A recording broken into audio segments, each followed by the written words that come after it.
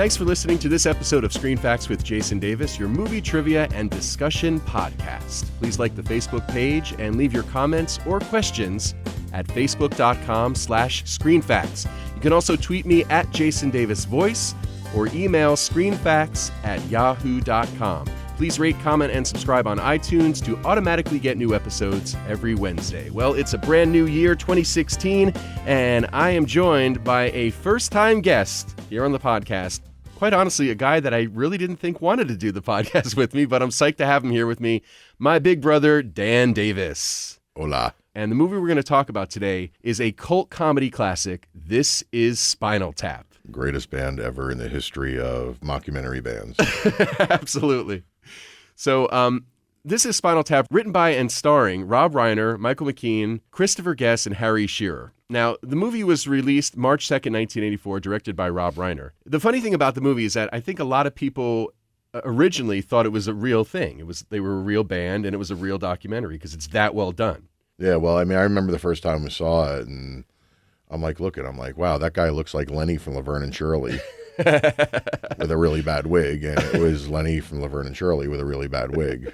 Unfortunately, there was no Squiggy, but yeah, I didn't know really who the hell Christopher Guest was or Harry Shearer, because right. I mean, you remember them from Saturday Night Live. Yeah, Harry Shearer's character is kind of like a combination of Lemmy and Geezer Butler from Black Sabbath. The way he poses and the way he looks, the mustache, and there's the whole definitely thing. some Gene Simmons thrown in there. Oh, with absolutely. The codpiece and absolutely. all that shit. And the funny thing is, you hear stories from bands where they say that, wow, that actually happened to us for real. And I don't know if these guys did research when they were writing this movie or not, but a lot of the stuff that happens in the movie to Spinal Tap apparently has gone on with real bands. Now, I'm going to defer to you a little bit on this because you had a little bit of a history of working with bands both locally, and you were a tour manager for a few years for a couple of different bands. So I thought it might be fun to maybe if you could come up with some stories. Well, I mean, rule number one of tour and I tour managed a bunch of different bands, and a lot of them in the heavy metal genres or hard rock. So it kind of like fell into the whole thing. Uh-huh.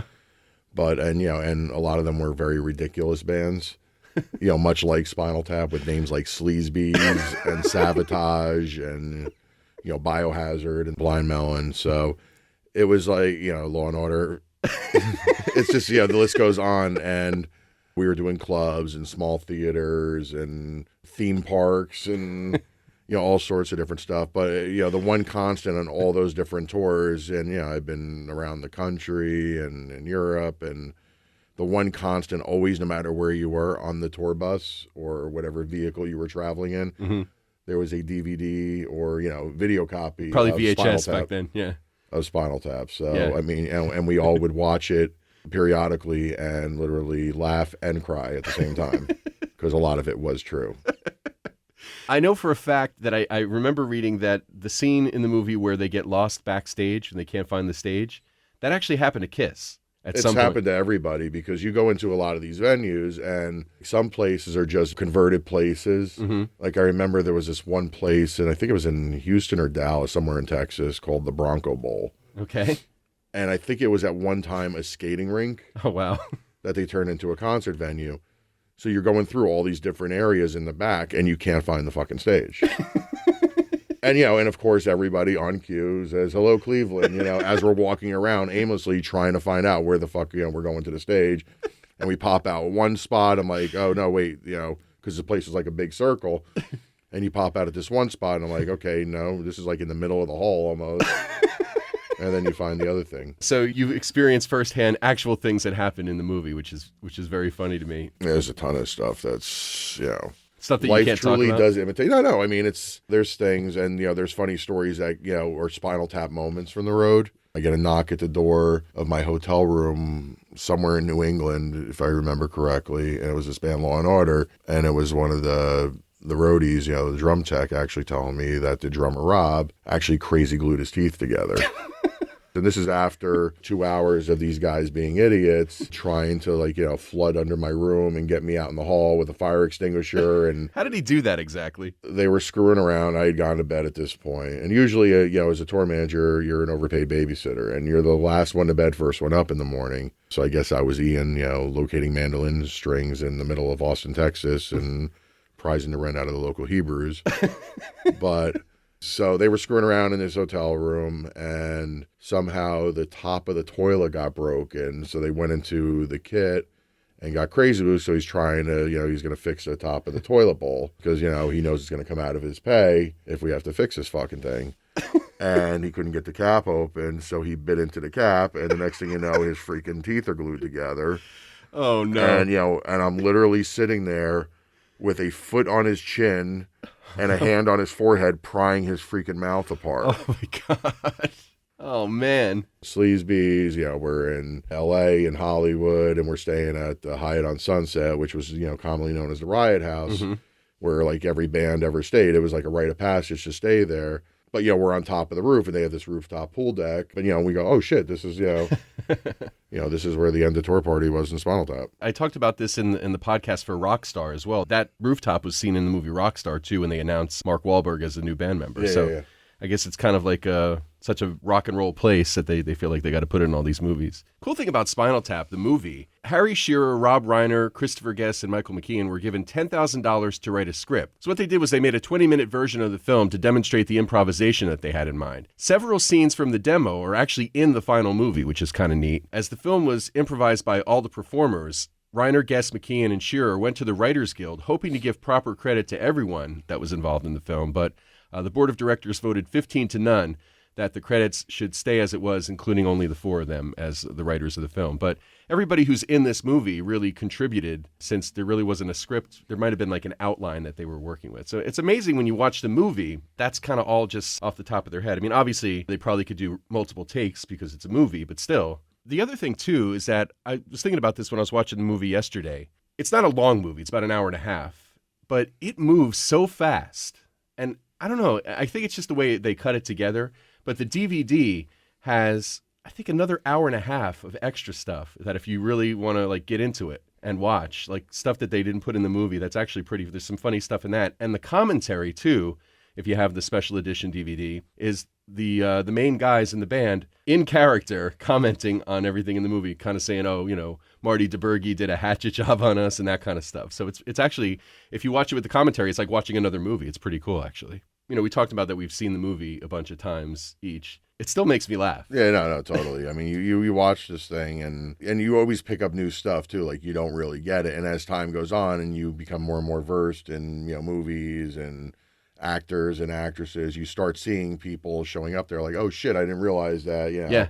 He or she was in this, and you always find out new stuff. So like about a year ago, I was in L.A. and I ran into an old friend of mine from the music business. One of the places that we ran into Paul Shortino. Oh, no. From Rough Cut. Duke Fame, right? And lo and behold, he has a fucking vanity license plate on his car that says Duke Fame. No.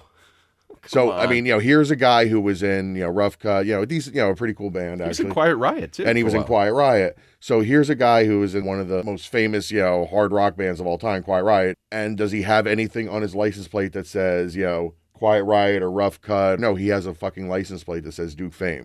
Well, from a 5-minute, cameo. Not even. He doesn't say a word in the movie. He's just kind of walking through the lobby with Howard Hessman, his manager. Yeah. Which it's a funny scene, but I guess, listen, this is Spinal Tap is timeless. I guess the time he spent in Rough Cut and Quiet Riot, not so much. And actually, Quiet Riot, really quick, was the first hard rock / heavy metal band to have a #1 album on the Billboard charts. Metal Health was the first one. So Quiet Riot was a big deal back in the day, and they kind of opened the floodgates for all of the 80s hard rock and heavy metal bands. And they were pretty much a parody of themselves, too. I mean, they were like a real-life Spinal Tap. The other thing, too, that I always admired about this movie is that when you're watching the scenes, you definitely see that they're paying homage to Song Remains the Same, Led Zeppelin's movie. Just like the camera angles, Ian, the manager, has that really loud sport coat. It's just totally a throwback to a lot of that stuff, too. Well, they definitely, mocked after, Song Remains the Same and Zeppelin. And I think they took bits and pieces from, every band at the time. Like a lot of people thought Spinal Tap was directly fashioned on Black Sabbath, and they weren't, or... Right.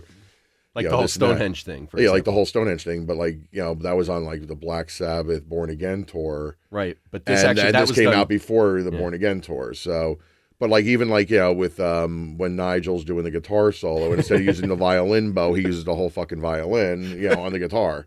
That's one of my favorite things. And then he tunes the violin. Yeah, like the violin's out of tune. So instead of tuning the guitar, he tunes the violin. I'm like, yeah, okay. And he's got the one on the stand that he's kicking with his foot. That's so funny. Speaking of tributes, Rob Reiner was originally going to be one of the band members in the movie, but Meathead, yeah, is one of the members of Rockstar. Well, what happened was he ended up directing the film after Harry Shearer said he didn't look good in spandex. I'm not really sure anybody wants to see Rob Reiner. And that's a direct quote. I mean, number one, does anybody look good in spandex? Well, that's true. That's true. But I mean, Olivia Newton-John in Physical still looks like a fucking idiot in spandex. But hey, that was the thing or back in Grease then, or whatever. I'm like, nobody looks good in spandex. I think people would argue whether or not Olivia Newton-John looks good in spandex in Grease. Nobody looks good in spandex.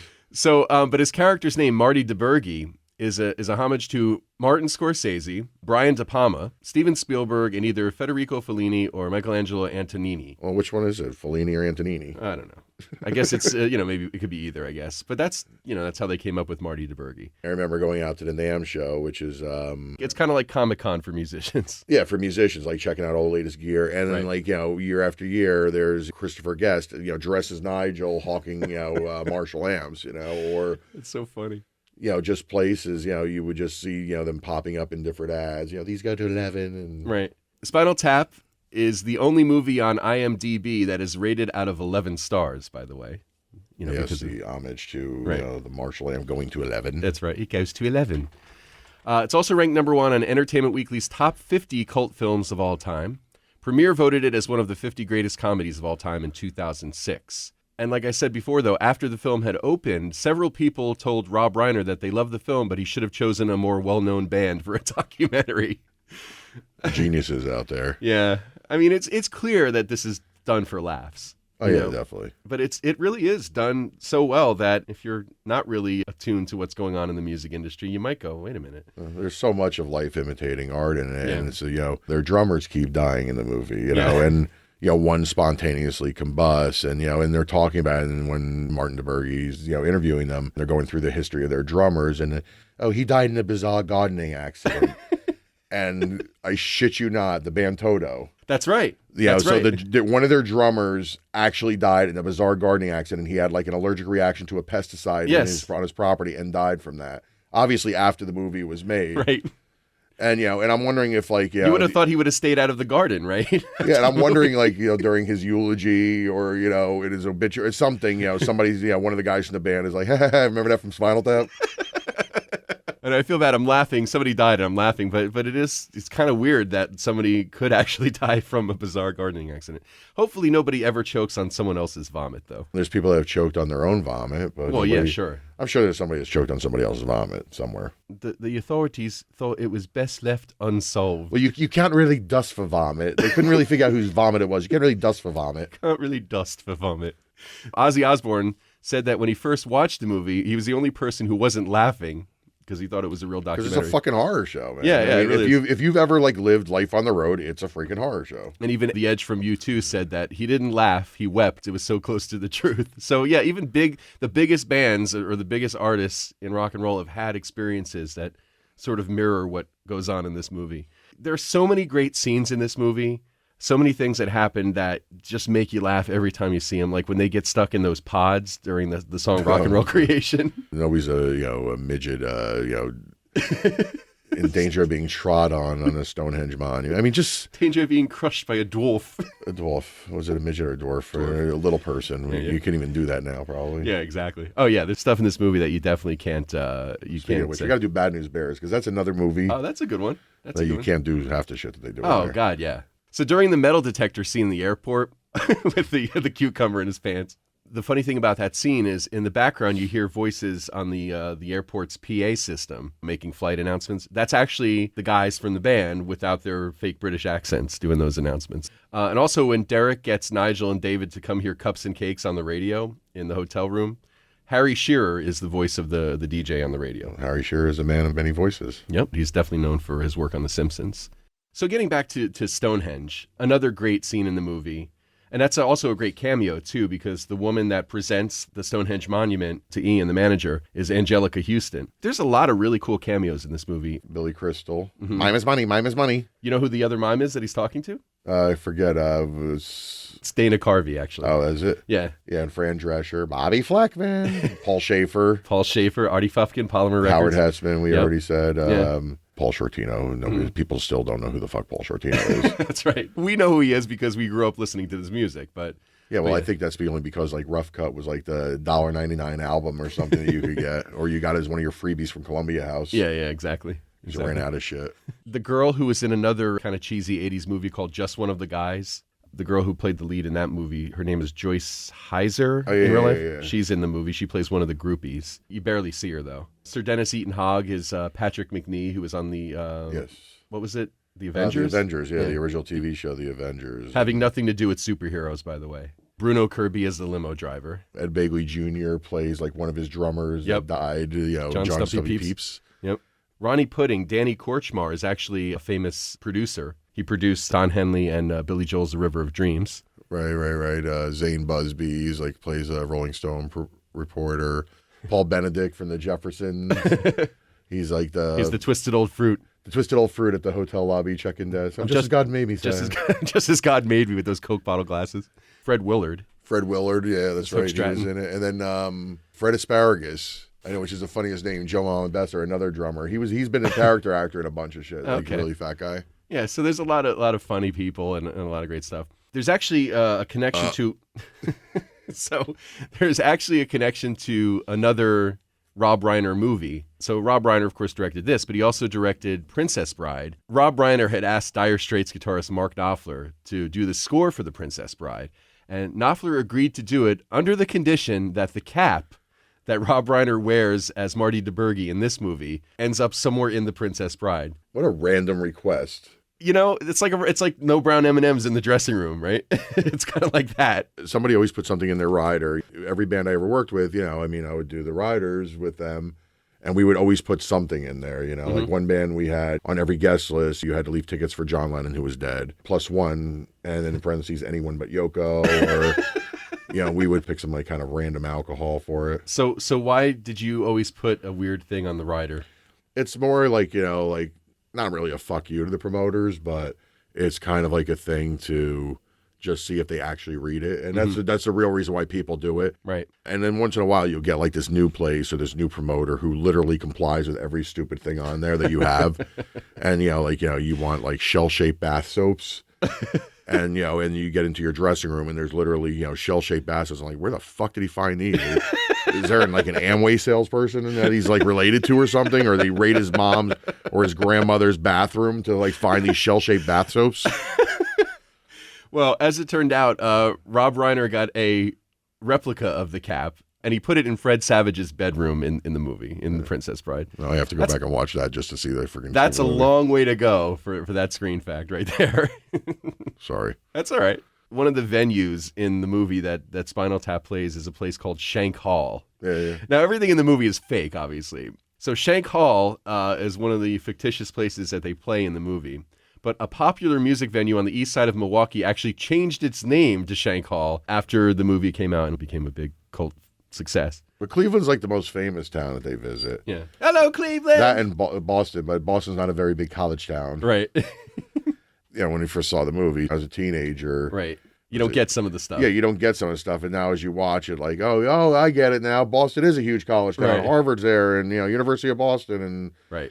All these other freaking schools. And, okay, I get it now. We don't want to oversaturate the market, so we're not going to release the album in New York, but Philly, that's a real rock and roll town. Yeah. I mean, it's funny. But, that's the other thing, too. The movie is cut at such a fast pace, and there's so much stuff that they say and so many things that happen that you do miss a lot of things. And you can actually enjoy watching it so many times because, there's always all kinds of funny stuff that comes up later on that maybe you missed the first dozen times you watched the movie. I've led a weird fucking life. My brother will tell you that. And, yes, you have. I've had some very, very bizarre jobs in my lifetime. And, tour managing was definitely, one of them on. That's cool, though. No, it was cool. And, you just look at it and, you see all the people and you meet all these people. I've literally met people that are like Artie Fufkin, I mean, the label reps, for like him. And, you met the people like Fran Drescher, Hostess with the Mostess, and, these writers and these photographers and all these different people. Sadly, that probably doesn't exist anymore, though. Because the record companies don't give a shit about artists anymore. Yeah, no, it's not like it used to be. But, like, you would meet these people, and we're recording this 2 days after, Lemmy from Motorhead died. And look, I won't lie, I was never a huge Motorhead fan. Me either. I like Lemmy. Lemmy was cool as shit. And, like, one of the most iconic places, like, if you ever saw, like, it's a true documentary, and it might as well be a mockumentary because the people are so fucking ridiculous. The Decline of Western Civilization Part 2. I don't know what happened to Part 1, but anyway. I just got the set, actually, for Christmas. Yeah, the Part 1's on, like, new wave or punk rock or something. Yeah, it's punk rock, yeah. It's actually pretty cool, too. But, like, one of the most iconic places, besides the Hyatt on Sunset, the Riot House, is, the Rainbow Bar and Grill. You could literally go there on any night of the week, and you would see Lemmy there, if they weren't on tour. And Lemmy would be at the bar, smoking a cigarette, playing a fucking video game.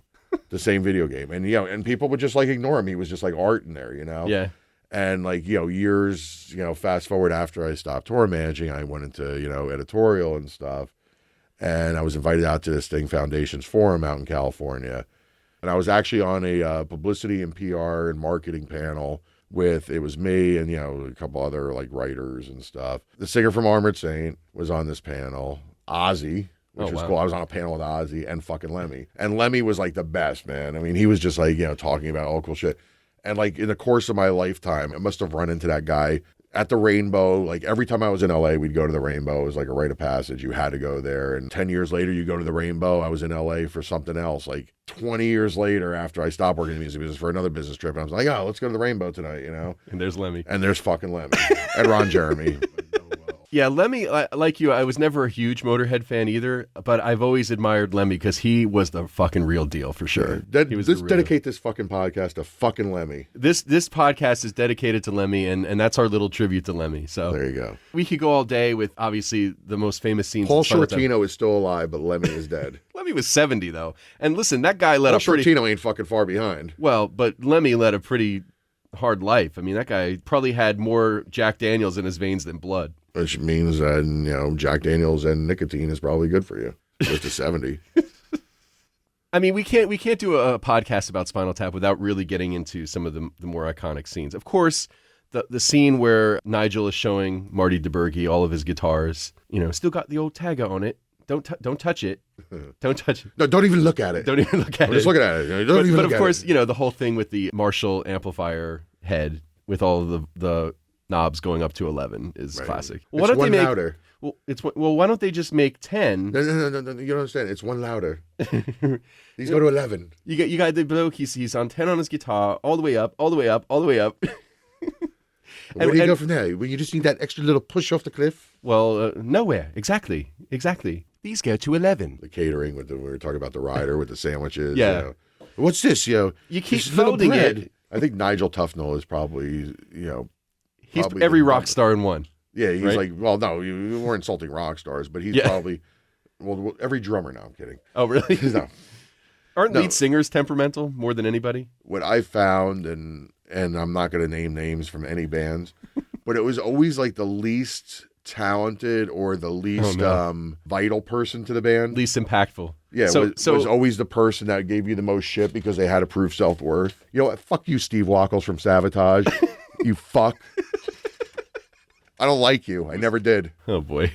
You sure you want to air your grievances here? Yeah, fuck him. What's he gonna do? As if they're gonna fucking listen to this. He's like 80 years old right now, and he's like doing God knows what. Savatage literally was Spinal Tap. That was the band I was on the road with. That was the closest band to Spinal Tap. I guess there's got to be somebody. You never toured with Manowar, but boy, they got to be a close second for the real Spinal Tap, right? Yeah, Manowar. Let's see. We should make a list of like with the closest bands to like the real Spinal Tap, and you would have Manowar. What was that band? The Darkness. Oh my God. Yeah, when they came out, I actually literally thought they were a joke. They did seem like it. Anyway, this is Spinal Tap, a classic, still holds up, still fun to watch. check it out again if you haven't in a while. Thanks for taking the time out to come down and talk about This Is Spinal Tap with me. Well, thank you for having me. So what movie do you think you want to do next? Roadhouse. Roadhouse next? Roadhouse. The Tao according to freaking Dalton. I love that movie. That's one of those movies I can't like flip through the channels and not watch. That's not even a guilty pleasure. That's a fucking great movie, Roadhouse. Well, it's not cinematic fucking genius. No, it doesn't have to be, though. Most movies aren't, but it doesn't mean it's not great. That is all for This Is Spinal Tap. Thanks for listening, and thanks to KimsVoice.com, KYMSVoice.com for this. Kim with a Y. Screen Facts with Jason Davis is a production of Jason Davis VoiceOver. Visit jasondavisvoice.com if you need a voice for a commercial, narration, promo, internet video, e-learning or training program, and more. Click on the podcast page to get information about where you can download and listen to past episodes. Listen again next Wednesday for a new episode of Screen Facts with Jason Davis.